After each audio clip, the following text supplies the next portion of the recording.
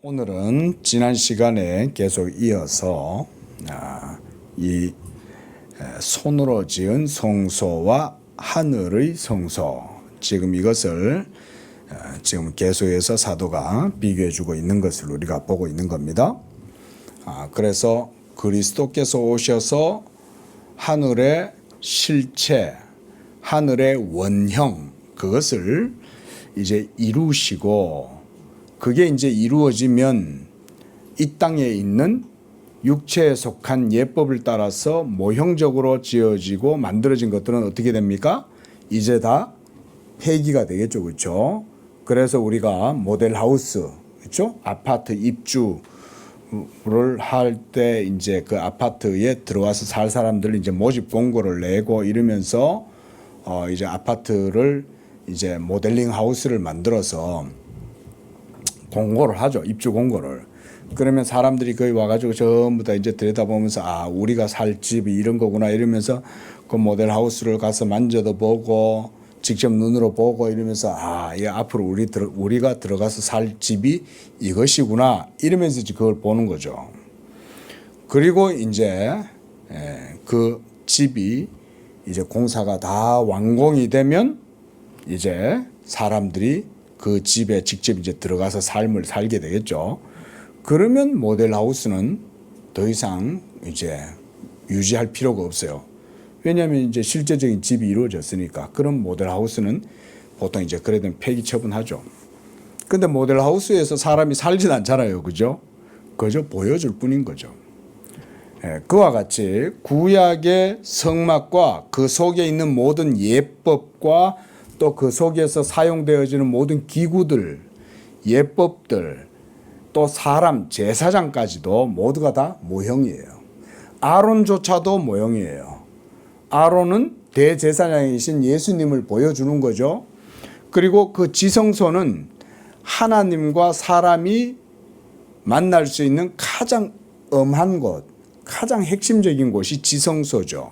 둘째 장막이죠. 그 둘째 장막에 들어가려면 대제사장일지라도 자기의 죄뿐만 아니라 백성의 죄를 또 다 그리스도의 그 어린 양의 피로 다 속한 다음 자기 자신의 죄도 다 씻어야 돼요. 그런 다음에 지성소에 들어가서 이제 그 모든 백성들의 죄를 위하여 사역을 하는 거죠. 자, 그런데 이 모든 일들은 다 모형이다. 그림자다. 이제 이렇게 우리가 봤습니다. 그래서 우리 지난주에 봤던 그 앞에 8절을 한번 보시겠어요? 성령께서 보이신 것들은 첫 장막이 서 있을 동안, 첫 장막은 구약의 성막을 얘기하는 겁니다. 그게 서 있을 동안 성소에 들어가는 길이 아직 나타나지 않았다. 그러니까 한마디로 여기서 말하는 성소란 이제 그 하나님과 사람이 이제 완전히 만나서 하나님 앞에 온전하게 예배를 드릴 수 있는 그런 하늘의 성소, 여기로 들어가는 길이 아직 나타나지 않은 거죠. 바로 그것을 이제 지성소가 딱 구별해 가지고 있었잖아요. 그럼 그 지성소로 들어가려면 이제 휘장이 위로부터 아래로 하나님이 찢으셔야 되는데, 그 휘장이 찢어진 게 예수님이 십자가에서 딱 못 박혀서 운명하시고 영원히 떠나가셨을 때 그 일이 이루어진 거예요. 우리 보겠습니다. 마태복음 보십시오. 자, 마태복음 27장 50절 한번 보시기 바랍니다. 자, 마태복음 27장 50절 51절 시작. 예수께서 다시 크게 소리 지르시고 영원히 떠나시니라. 이에 성소 휘장이 위로부터 아래까지 찢어져 둘이 되었다 그랬습니다. 그러니까 휘장이 위에서부터 아래로 찢어지는 거예요. 그리고 이 휘장의 두께도 엄청나게 굵어서 포크레인이 찢기도 어려워요. 그러니까 사람이 찢는다는 것은 불가능한 거예요. 근데 그것도 밑에서 사람이 찢으면은 이 높이가 10m. 그러니까 이제 이때 당시에 스룹바벨 성전이 아니고 헤롯 성전이죠. 이 헤롯 성전에 만들어져 있었던 그 지성소와 그 휘장이 두께만 해도 엄청나게 두껍고 그걸 밑에서 사람이 찢을 수가 없는 거예요. 그런데 그게 하나님이 위에서부터 아래로 찢어버리신 거예요. 이거 이제 더 이상 필요 없어 이러면서 우리가 이제 지성소로 하나님의 언약과 율법이 있는 그 지성소로 1년에 대제사장만 혼자 그것도 1회만 딱 들어갈 수 있었던 그 엄한 곳이 예수님의 피가 완전히 하나님의 모든 율법의 공의를 만족시키니까 하나님이 그것을 우리와 하나님 사이에 막혀있던 그 지성소 막을 하나님이 찢어버리신 거예요.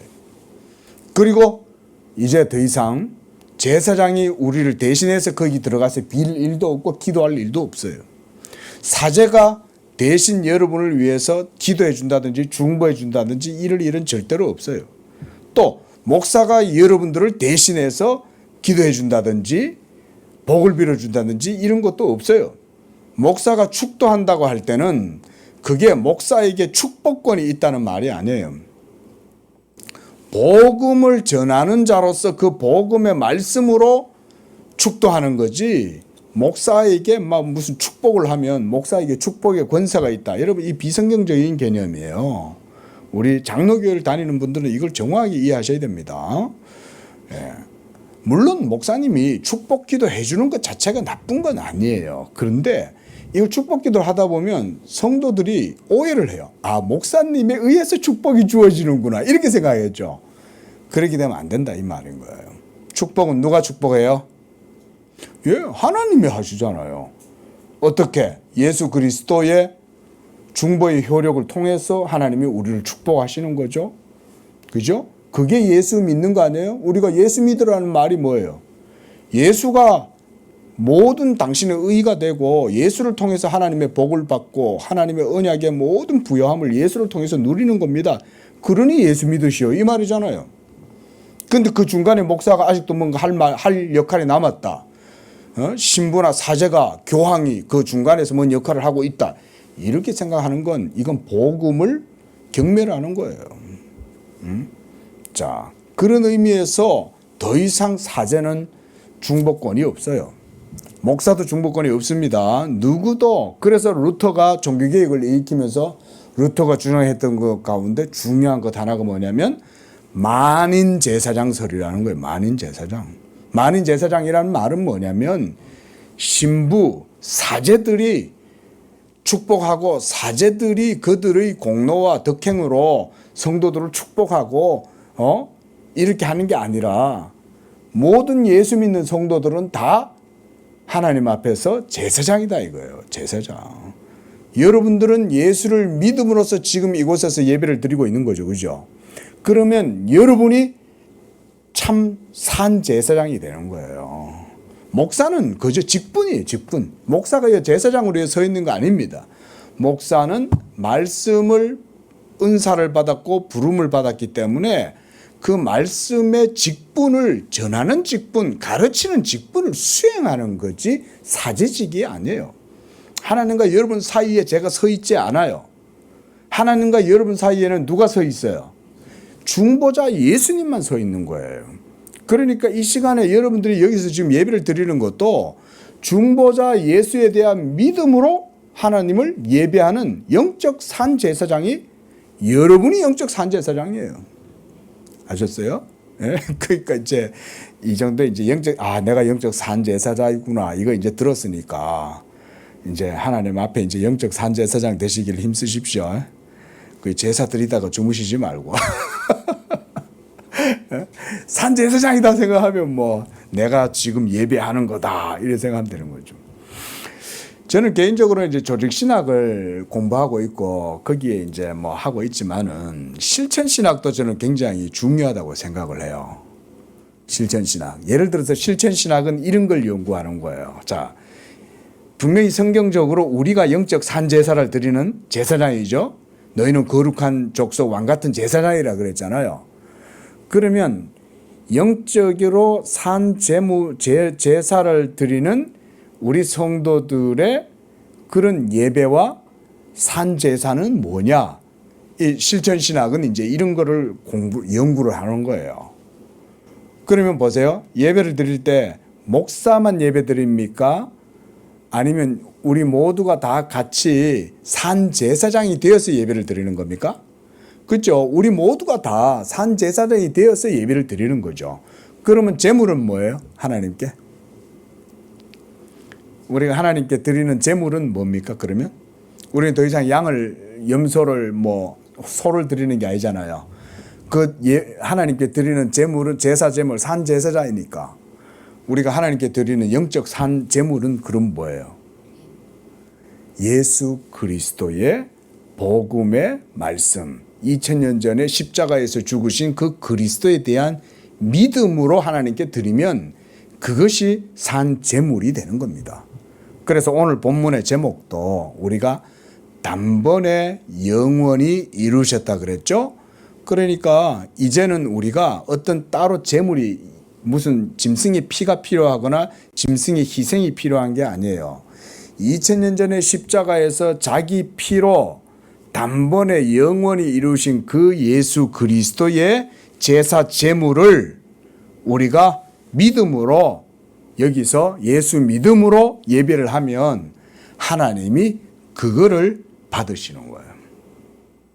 조금 어렵죠, 그렇죠? 뭔 말이냐?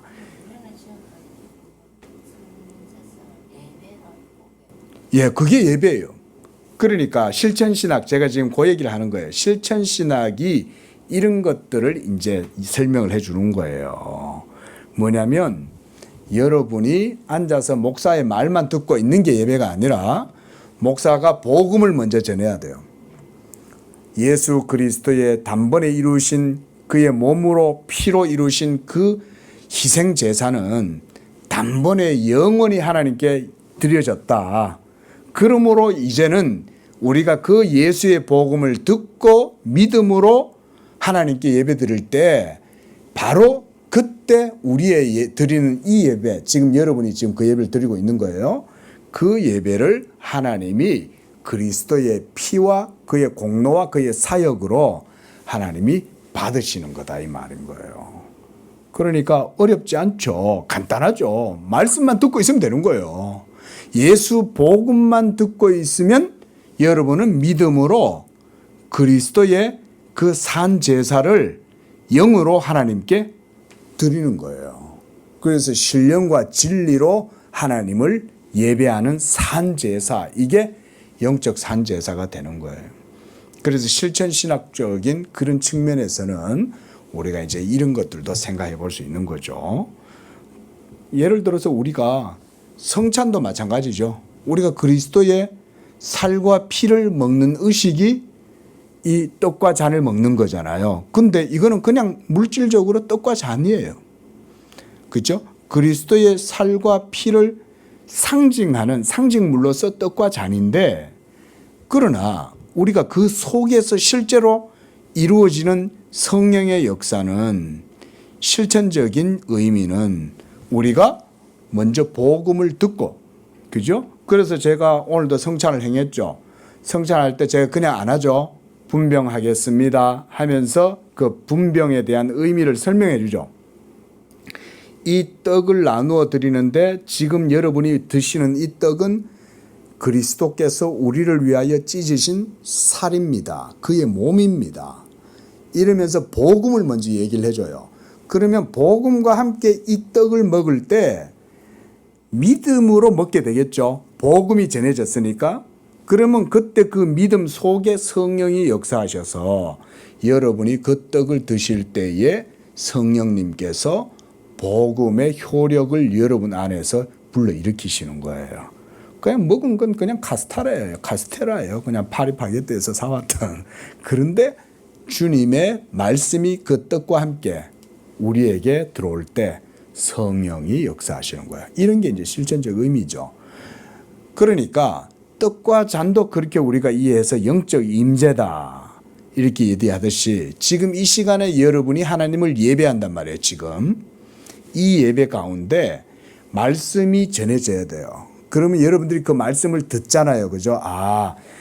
더 이상은 희생제물을 염소나 소의 피로 하는 게 아니라 예수께서 2000년 전 십자가에서 자기의 몸과 피를 흘려 단번에 영원한 속죄를 이루셨구나 라는 걸 제가 이제 전해드린단 말이에요. 그럼 여러분들은 그걸 들음으로써 믿음을 갖게 되겠죠.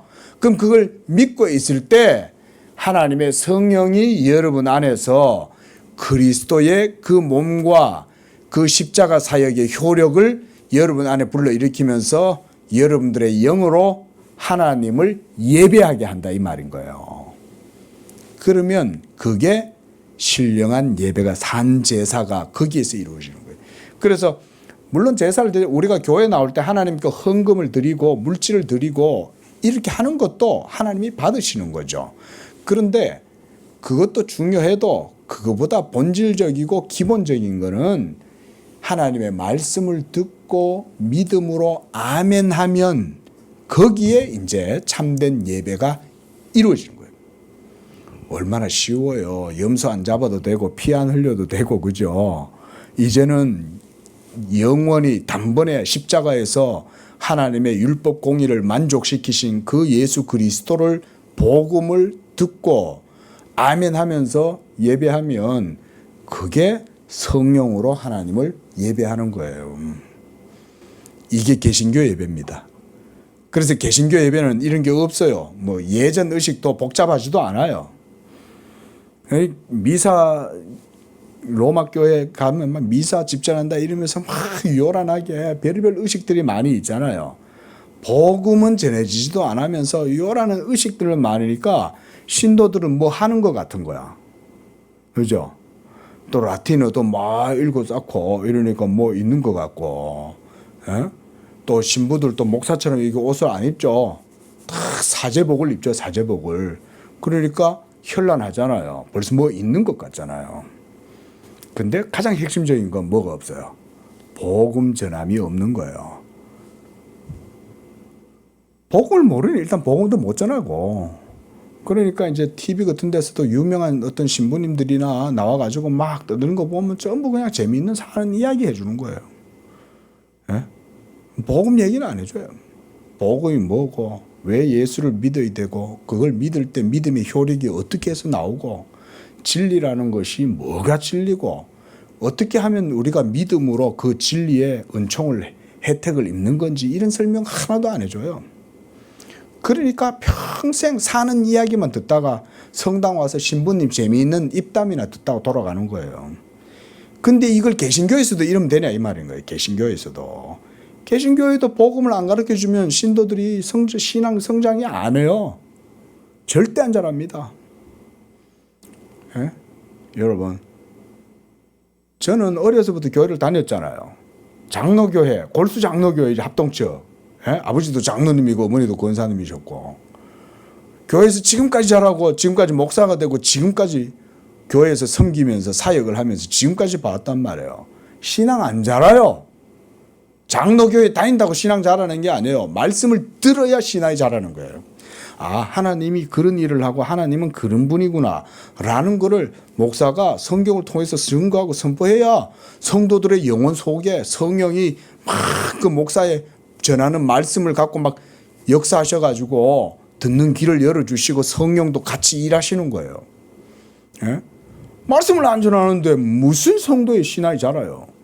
그러니까 막 지금 한국 기독교 무슨 뭐 옛날에 빌리 그레암 목사님이 와가지고 무슨 저 여의도에 무슨 뭐 무슨 감리교회 어떤 목사님이 김 무슨 목사님이 막 통역을 해주고 그때는 막 어마어마하게 기독교인들이 많았다 이러면서 그 아무리 자랑해도 지금 30년 40년 지났는데 뭔 열매가 있냐 이거예요.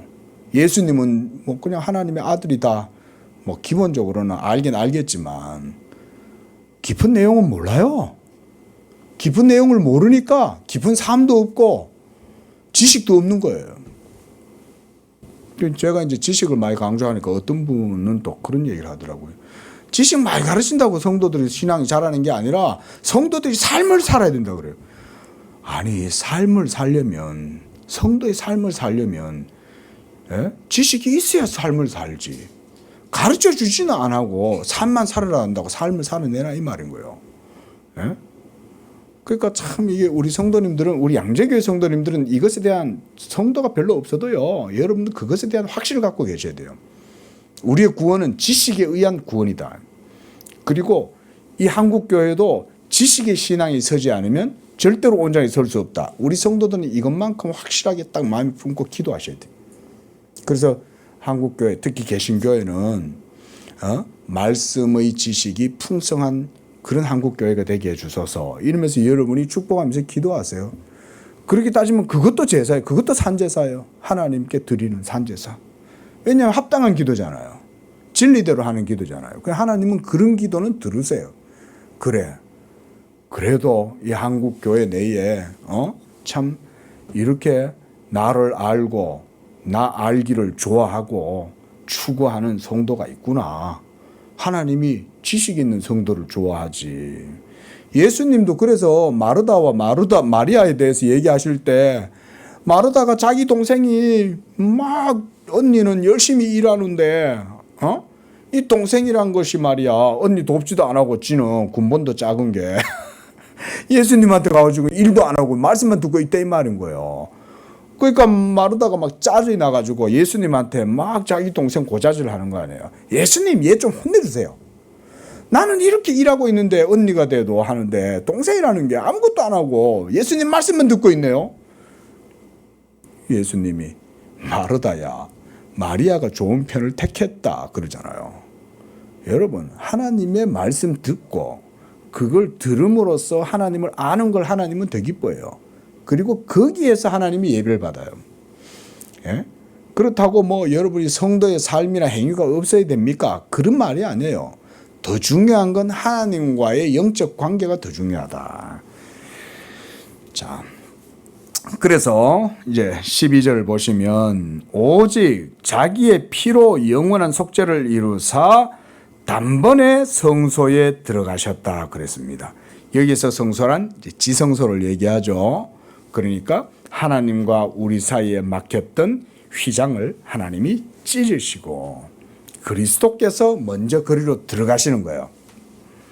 하나님이 계시는 그곳에 그리스도가 들어가시니까 우리도 그리스도와 함께 거리로 이제 들어가게 될 수 있는 거죠. 자, 그래서 단번에 성소에 들어갔다 그랬습니다. 그러니까 단번이란 말은 무슨 말이냐면 단 한 번 이 말이에요. at once. 그거면 충분한 거예요. 그 다음에 또 뭐 1년에 한 번 또 기다렸다가 내년에 또 들어가고 이 말이 아니에요. 그죠? 올해도 들어갔다가 또 내년 대제사일에 또 들어가야 되고 이런 게 없어요. 이제 그리스도가 하늘의 영원한 그 장막문을 열어놓고 거리로 들어가셨으니까 더 이상 거기로 들어갈 필요가 그걸 뭐 열거나 이렇게 할 필요도 없어요. 단번에 이루어졌다. 우리 아침에도 예수께서 자기의 몸으로 하늘의 문을 열었다 그랬잖아요. 그렇죠? 그것처럼 우리도 이제 예수 믿으면 그 문으로 들어가는 거예요. 예수님이 양의 문이다. 자, 14절 보십시오. 자, 그래서 더 이상 염소와 항소와 암송아지의 피나 죄가 아니라 영원하신 성령으로 말미암아 흠없는 자기를 하나님께 드린 그리스도의 피 그랬어요. 자, 예수님은 죄가 없으시죠? 무음하신 분이죠. 그리고 인성은 가지셨어요. 그런데 그 예수께서 십자가에서 죽으시고 피를 흘리셨을 때에 그게 어떻게 하나님께 희생 제사로 드려지겠어요? 권사님, 예수님이 그 화덕 위에서 이렇게 숯불 번제단 위에서 자신을 태워서 드리셨어요? 어떻게 하셨어요? 그렇죠. 십자가에서 못 박혀 죽으신 거죠. 그렇죠? 그러나 구약의 희생 제사들은 번제들은 그 번제단에서 올려가지고 태우잖아요. 그건 뭘 보여주는 거냐면 그리스도의 몸을 하나님이 그와 같이 희생제물로 받으시는 거죠. 그래서 밑에서 이제 제물을 위에다 두고 밑에서 이제 장작을 갖다 확 떼면 열기가 위로 올라가잖아요. 그럼 그 희생제물이 그 위에서 지글지글 그리고 탄단 말이에요. 예? 그 막 기름도 막 떨어질 거 아니에요. 지방이 녹으면서. 그러면 그 기름까지 다 타서 하나님께로 올라가면 하나님이 그걸 상징적으로 보시고 그리스도를 바라본다 이 말인 거예요. 하나님이. 그래서 그 제물이 불에서 타서 하늘로 쭉 올라가면 하나님이 그거를 보시고 제사를 받으셔서 구약 백성들의 죄는 용서해 주셨다. 그런데 신약에서는 더 이상 그런, 예수님도 그런 식으로 자기를 태우신 게 아니죠.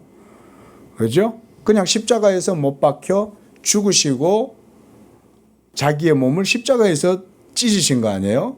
그런데 바로 그것이 성령의 역사를 통해서 하나님이 받으시는 번제물이 되게 했다 이 말인 거예요.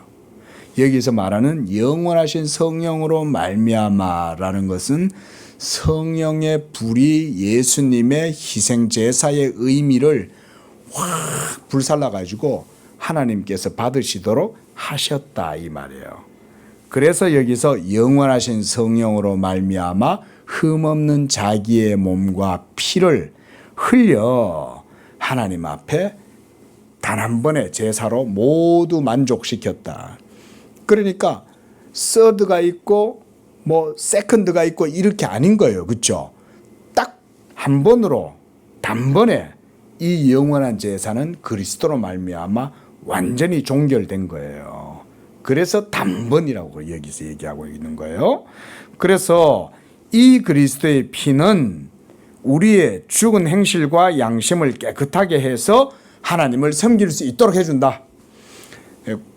이것도 이제 구약의 제사와 차이죠. 구약의 제사는 오늘 희생제물 드리면 내일 또 드려야 되고 내년에 또 드려야 되고 또 죄가 생각나고 이러지만 이제는 더 그렇지 않죠. 그렇죠?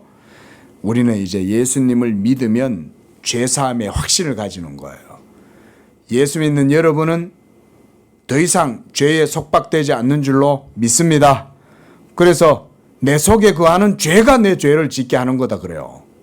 여러분 이미 의롭게 되었습니다. 이렇게 얘기해줘도 구원의 확신에 흔들리는 분이 많아요.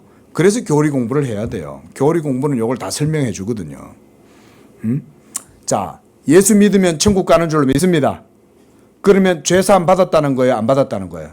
죄사함 받았다는 얘기죠. 근데 권사님 내일 또 죄 지을 거예요? 안 지을 거예요? 우린 또 죄를 지을 수 있어요. 그죠? 그런데 예수 믿고 구원받은 사람들이 성령을 힘입고 살아가다가도 연약함 속에서 죄를 짓더라도 그 죄 때문에 구원이 취소된다든지 무른다든지 하나님이 변한다든지 그렇게 하시지 않는다는 거예요. 이제는 내 속에 죄를 짓게 하는 것은 죄가 여러분들로 하여금 죄를 짓게 해요. 하지만 여러분들의 영혼은 그리스도로 말미암아 새로운 피조물이 된 거예요. 그래서 여러분 속에는 죄의 법도 있지만 새 생명의 씨앗이 여러분 속에 있어요. 이걸 믿으셔야 되는 거예요. 그 새 생명의 구원의 씨앗이 여러분 속에 있기 때문에 구원은 변개되지 않습니다. 심지어 성화에서조차도 어떤 사람은 성화가 빨리 되는 사람이 있고 늦게 되는 사람이 있어요. 그럼에도 불구하고 기본적으로 여러분은 예수 믿는 여러분은 믿음으로 justification, 의롭다함을 받는 칭의도 있지만 sanctification, 성화도 여러분들이 벌써 갖고 있습니다. 이게 우리 개혁주의 교리예요. 그래서 그리스도는 우리의 구원이 되시고 지혜가 되시지만 또 우리의 의가 되시지만 또 뭐가 되셔요? 예수님은 우리의 거룩함이 되시는 거예요. 그래서 예수 믿는 사람은 믿음으로 의롭다함을 얻을 뿐만 아니라 이미 그리스도가 거룩으로 여러분 속에 계시는 거예요. 그러니까 여러분 안에 거룩이 있다는 것을 믿으셔야 돼요. 아셨죠? 예, 거룩이 있다는 걸 믿는 것과 안 믿는 것은 큰 차이가 있어요. 그래서 사람들이 나는 거룩할 수 없어 이러면서 자포자기해. 그거는 여러분 바른 믿음이 아니에요. 이미 예수 믿으면 의롭다함을 얻었을 뿐만 아니라 우리 속에 거룩의 능력이 성령을 통해서 들어와 계세요. 그래서 여러분이 비록 100% 온전하게 거룩한 삶을 못 살아도 여러분 속에는 거룩의 씨가 있어요. 이걸 반드시 믿으셔야 됩니다. 그래야 성화를 온전하게 할 수 있어요. 자, 15절입니다. 이로 말미암아 이제 그가 옛언약의 중보?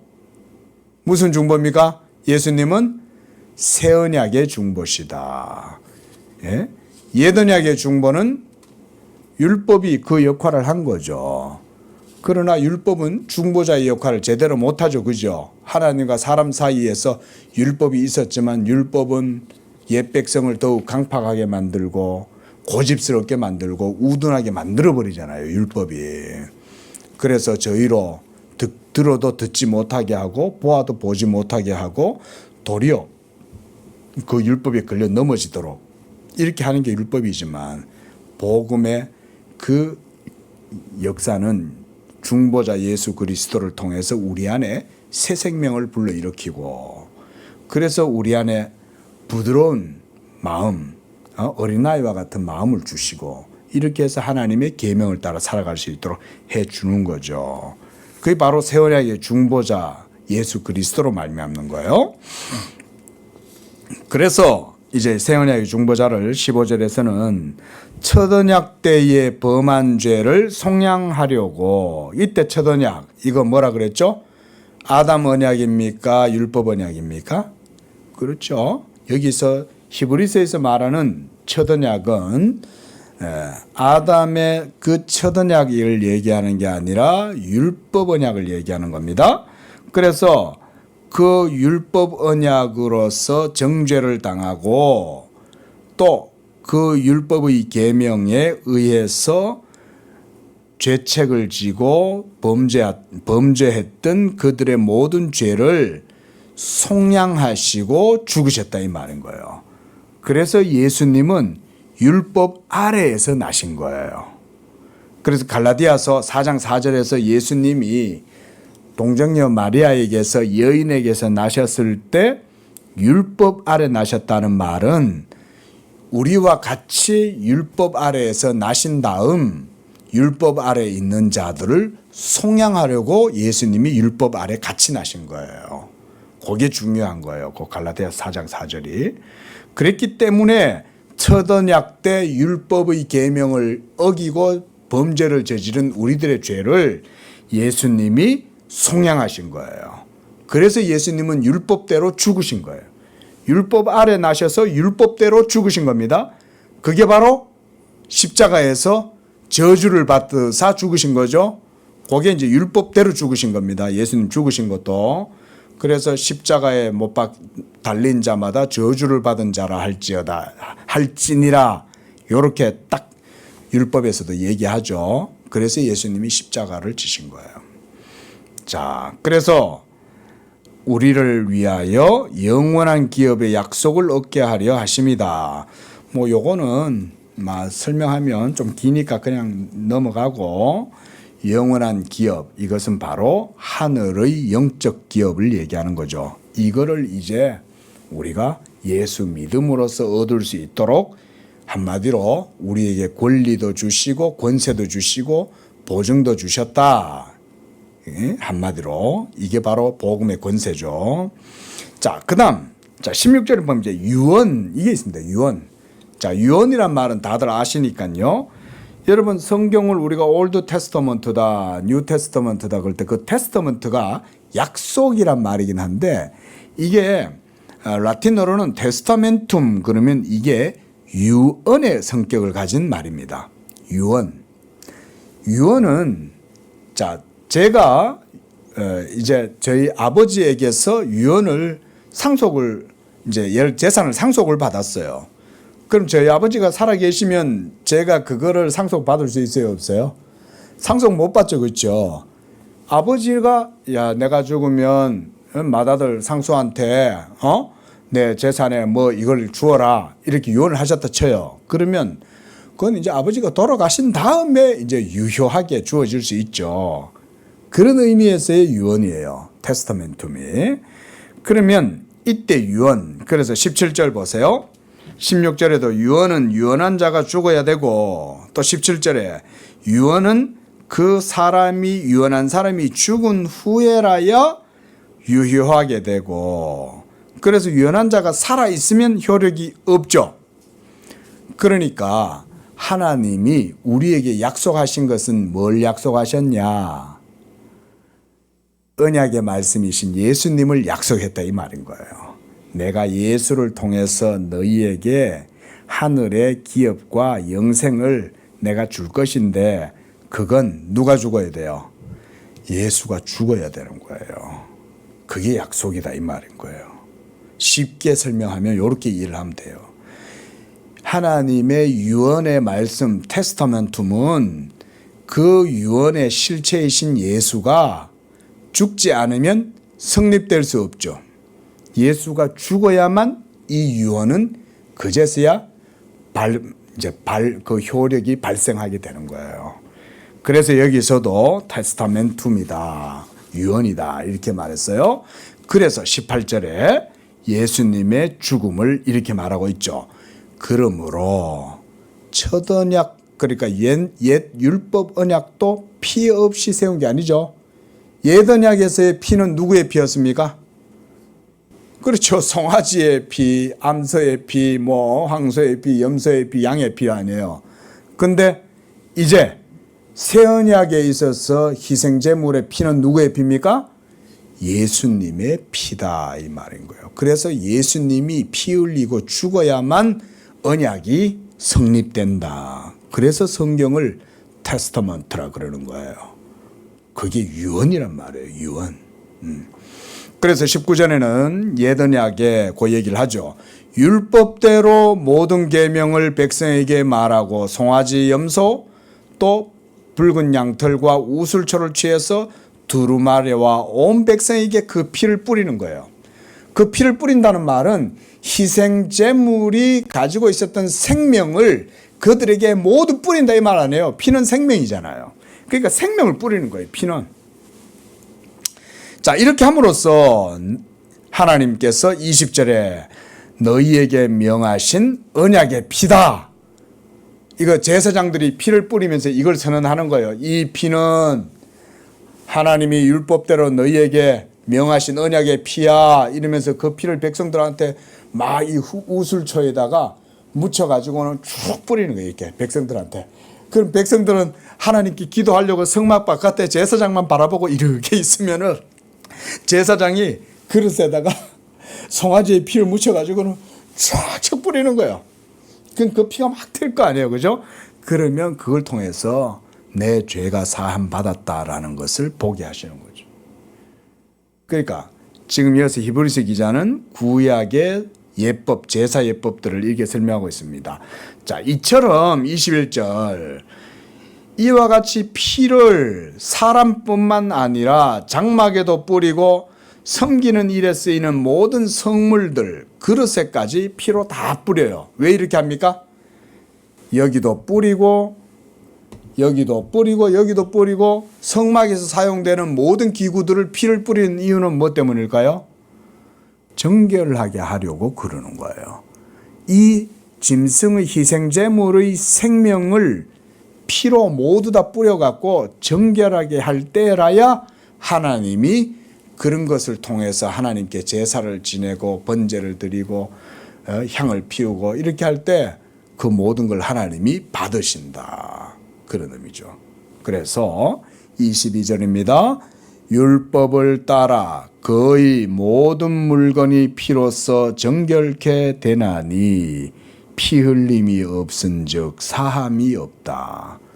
그러니까 하나님과 우리 사이에 중보자로서 예수님이 해야 될 제일 큰 일은 자기의 피를 우리에게 뿌리는 거예요. 이거를 십자가에서 단번에 자기의 몸을 하나님께 드리시고 영원하신 성령으로 하나님께 화목제물로 딱 바쳐졌을 때 그의 피가 이제 우리의 모든 죄를 사하신다. 그 그리스도의 피가 바로 언약의 피다. 그 얘기예요.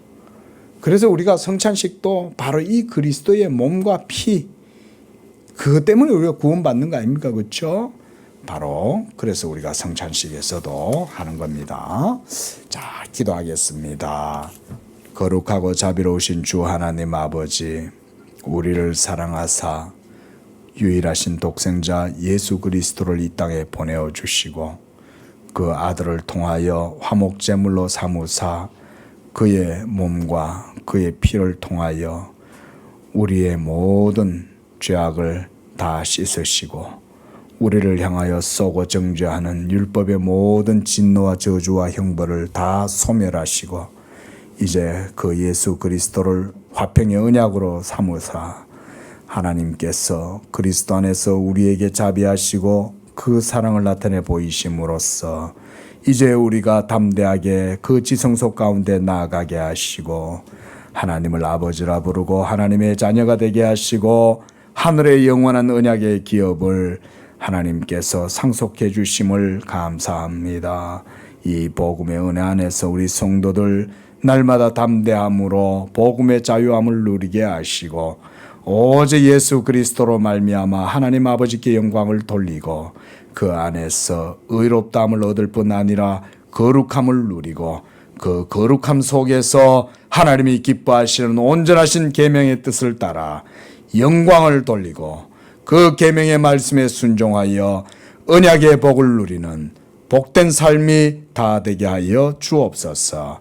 예수님의 이름으로 기도합니다. 아멘.